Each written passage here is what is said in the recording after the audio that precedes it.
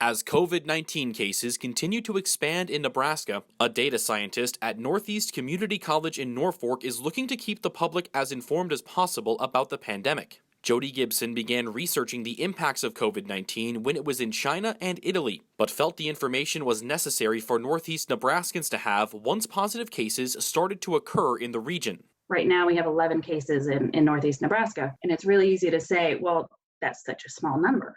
And for weeks, that's pretty much the case I've heard against my research is like, but it's not here. And I'm trying to say, but it is. You just don't see it.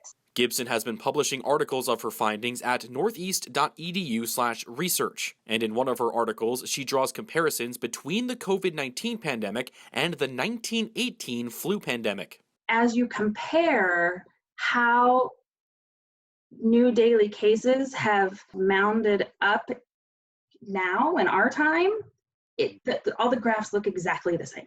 And when you look at cities or states that reacted late, the graphs look exactly the same as when they reacted late back in 1918. We can see what's going to happen. If we react early and aggressively, those numbers can stay down.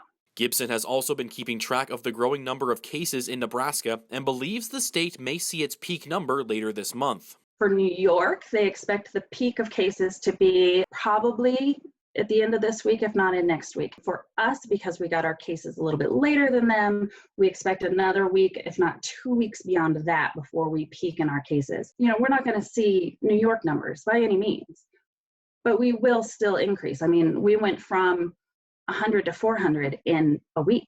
Gibson believes it's imperative that the public remain informed as the COVID-19 situation continues to evolve in the days and weeks ahead. You need to stay up to date with your news and pay attention to the right news. You know, listen to the scientists. And they're saying, continue to isolate, continue to just stay at home. Don't see family, don't go to birthday parties. If we let up too early, it means that more people get sick and more people die.